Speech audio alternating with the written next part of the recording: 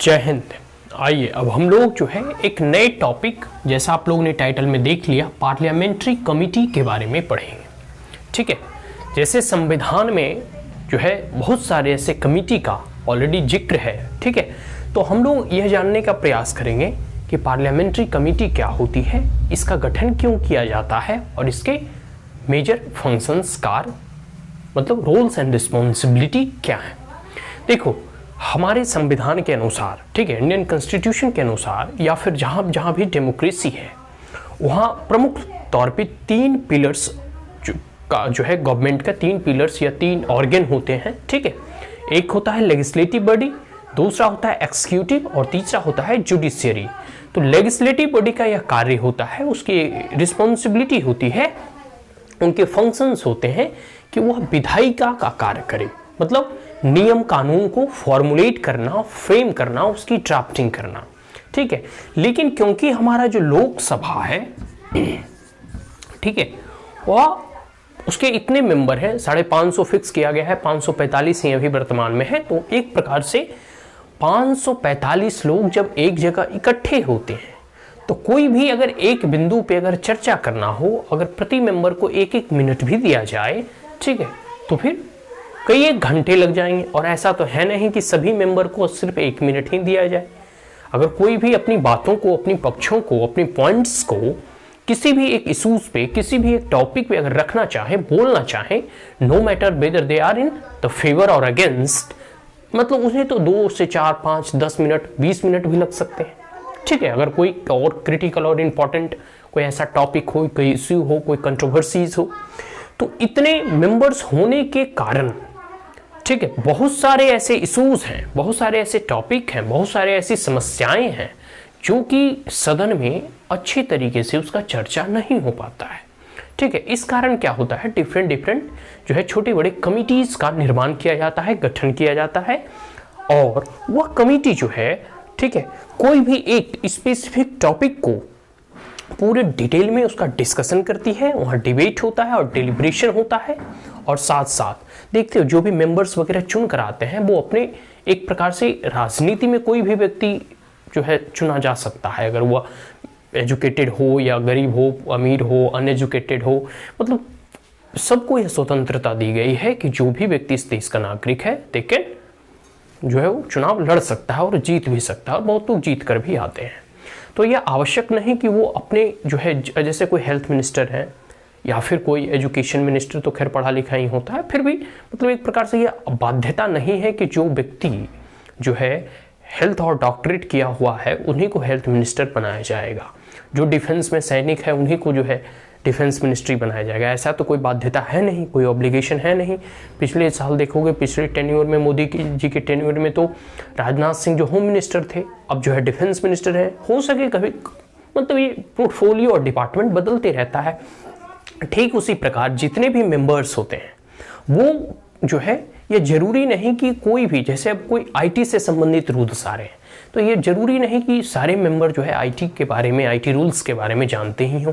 ठीक है, और सबसे बड़ी बात है कि कोई भी जब रूल्स एंड रेगुलेशन को फ्रेम किया जाता है तो क्लाउज बाय क्लाउज को अगर डिस्कशन करना हो तो उसमें बहुत अधिक समय भी लगता है, उसमें एक्सपर्टीज की जरूरत होती है। तो कमेटी वगैरह का जब गठन किया जाता है तो उसमें एक्सपर्ट को बुलाए जाते हैं, उसमें समय अच्छा मिलता है और पूरे डिटेल में उस टॉपिक पे, उस बिंदु पे जो है डिस्कशन, डिबेट और चर्चा होता है। अंत में एक कंक्लूजन पे पहुंचा जाता है।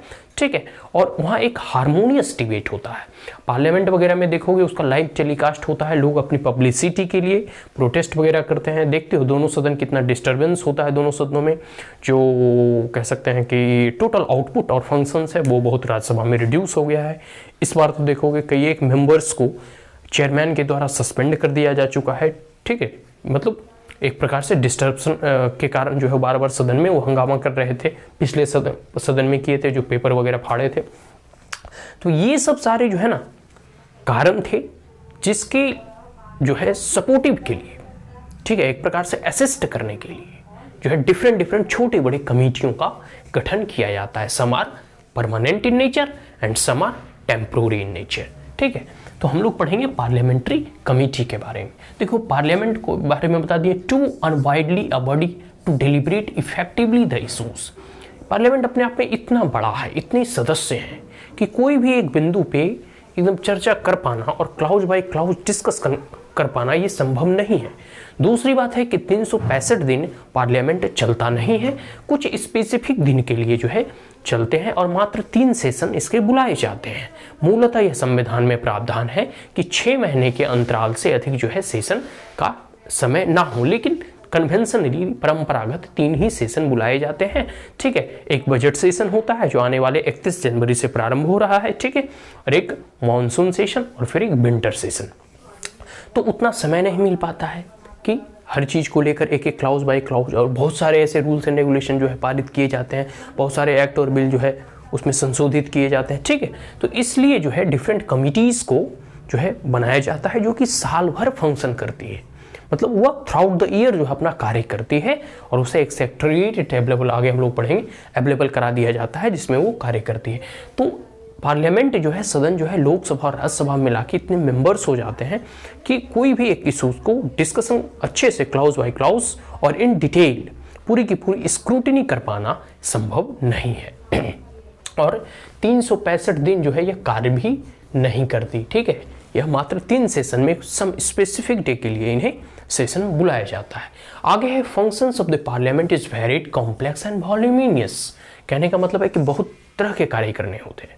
ठीक है, तो कोई जो है अभी आईटी से संबंधित बिल आया, कभी कंज्यूमर एक्ट आया, ठीक, कभी फार्म लॉ आए, तो डिफरेंट जो है ना बैकग्राउंड से संबंधित डिफरेंट रूल्स एंड रेगुलेशन आते रहते हैं। और सभी मेंबर सभी क्षेत्र में एक्सपर्ट नहीं होते, लेकिन हाँ कुछ मेंबर होते हैं जो एग्रीकल्चर से अच्छे संबंध, उससे संबंधित उनके नॉलेज होता है। कुछ होते हैं कि आईटी रूल्स के और आईटी से संबंधित, साइबर क्राइम से संबंधित अच्छी उनकी ज्ञान होती है। कुछ होता है कि जो कॉन्स्टिट्यूशनल अमेंडमेंट हो गया, लॉ हो गया, मतलब जो भी रिस्पेक्टिव फील्ड के अपने अपने विशेषज्ञ उसमें होते हैं। ठीक है, तो इसके लिए ज़रूरी है कि 10, 20, 50 जो भी मेंबर हैं उनको एक प्रकार से उनका सेग्रीगेशन करके और दोनों सदनों से, लोकसभा और राज्यसभा से कुछ सदन को के मेंबर को चुना जाता है और एक कमेटी गठन की जाती है और उसे एक स्पेसिफिक इशू दे दिया जाता है कि इस इशू पे आप अपनी रिपोर्ट दें। ठीक है, इस उसी मतलब कोई भी एक इशू है उस पर आप अपनी रिपोर्ट दें। और जैसे अभी एक इशू चल रहा है कि गर्ल्स मैरिज एज जो है वो 21 ईयर कर देना चाहिए, तो इसे स्टैंडिंग कमेटी के लिए भेज दी गई, वो अपना जांच परख करेगी, उसके बाद फिर अपना ये रिपोर्ट देगी। तो इस प्रकार के रिपोर्ट के लिए, और क्योंकि जो है पार्लियामेंट का कार्य बहुत ही वैरिड होता है, बहुत तरह के होते हैं, कॉम्प्लेक्स होता है, जटिल होता है और वॉल्यूमिनियस बृहद होता है, बहुत सारे कार्य करने होते हैं, तो वो पार्लियामेंट में हो नहीं सकता, साल भर वो सेशन नहीं चलता है। एंड नाइदर एडुकेट टाइम, मैंने पहले ही बताया, पर्याप्त टाइम नहीं है और नॉन एक्सपर्टीज है।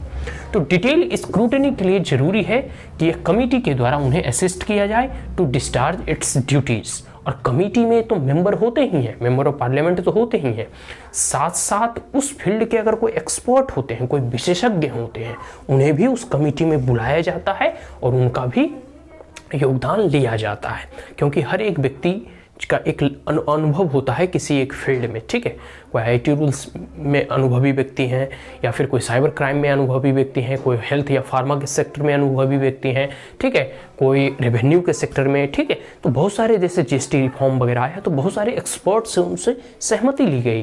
ठीक है, कोई भी, ठीक है, कमेटी में जब एक्सपर्ट को बुलाया जाता है तो उद्देश्य यही होता है कि हम उनके एक्सपर्टीज का लाभ उठाएं। ठीक है, आगे है कॉन्स्टिट्यूशन मेंशन किया बहुत सारे ऐसे कमिटीज का। ठीक है, तो एक कमिटी किस प्रकार को, अगर कोई भी चीज अगर कहे, कोई भी जैसे एक कमिटी है तो इसके 4 इंपॉर्टेंट पॉइंट दिए गए हैं। ठीक है, इसे हम देखते हैं। सबसे पहला है अपॉइंटेड और elected by the house. House कहने का मतलब है कि दोनों सदनों से, लोकसभा और राज्यसभा दोनों सदनों से ये अपॉइंट किए जाते हैं। ठीक है, या फिर नॉमिनेटेड बाय द स्पीकर और चेयरमैन। लोकसभा में स्पीकर होते हैं, राज्यसभा में चेयरमैन होते हैं, तो किन्हीं के द्वारा इन्हें नॉमिनेट किया गया है। तो राज्यसभा में भी कमेटियां और लोकसभा में भी कभी कभी इंटर पार्लियामेंट्री कमेटी होती है कि दोनों सदनों को मिलाकर भी कमेटी बनाए जाते हैं। ठीक है, आगे है work under the direction of the speaker. Speaker और चेयरमैन के डायरेक्शन में, उनके नेतृत्व में, उनके निर्देश के अनुसार यह कार्य करते हैं। आगे है present report to the house, और जब इनकी पूरी की पूरी स्क्रूटिनी हो जाती है, ये अपने लेवल पे जांच कर लेते हैं, नियम कानून को परख कर लेते हैं, और जो भी इसमें खामियां हैं उसका भी उजागर करते हैं, जो इसके एडवांटेज है उसके भी उजागर करते हैं, और क्या सरकार को कदम उठाने चाहिए, क्या सॉल्यूशंस होने चाहिए, इसके बारे में भी ये अपने रिपोर्ट में मेंशन करते हैं। और रिपोर्ट देते वक्त वह मतलब एक प्रकार से पार्लियामेंट में अपनी रिपोर्ट को टेबल करते हैं। ठीक है, आगे है secretariat provided by the Lok Sabha and Rajya Sabha. जिस प्रकार से लोकसभा एंड राज्यसभा जब कार्य करती है तो पूरे के पूरे देखते हो एक चैम्बर दिया गया है, एक हाउस देता है ना कि लोकसभा के लिए हाउस है, राज्यसभा के लिए है, ठीक उसी प्रकार इन्हें भी एक सेक्रेटरीट प्रोवाइड कराया जाता है, ताकि साल भर बैठकर जो है मेंबर किसी एक टॉपिक पे, या फिर अगर कोई टेम्प्रोरी कमेटी हो तो उस टॉपिक को जितने समय के लिए उसे कहा जाता है वो अच्छे से उस पर डिस्कशन डिबेट कर सके और अपनी रिपोर्ट को जो है प्रोड्यूस कर सके। तो एक तरह से आप मान सकते हैं कि भले पार्लियामेंट हमेशा सेशन में नहीं होती है, लेकिन जो कमिटीज होते हैं या इंटर पार्लियामेंट्री कमिटीज होते हैं वो डे टू डे फंक्शन करता है। ठीक है, और आगे है टू काइंड। मैंने पहले बताया दो तरह के कमेटी होते हैं, एक होता है स्टैंडिंग कमेटी, दूसरा होता है एडहॉक कमेटी। स्टैंडिंग कमेटी जो परमानेंट कमेटी है, ठीक है। एडहॉक कमेटी है जो कभी किसी इंक्वायरी के लिए बैठाया जाता है, जैसे किसी एक पार्लियामेंट मेंबर या फिर पूरे पार्लियामेंट का जो है अगर कोई प्रिविलेज का ब्रीच होता है तो इन डेट केस को इंक्वायरी कमेटी बैठा दिया जाता है। ठीक है, इसी प्रकार मतलब एक टेम्पोररी नेचर होता है ad hoc committee. Standing committee they are permanent in nature. Is that clear?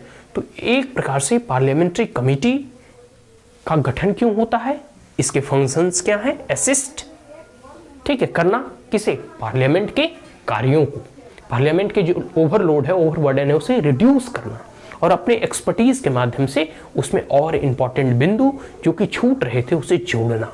ठीक है, मतलब एक नियम कानून को और अच्छे तरीके से फॉर्मुलेट करना।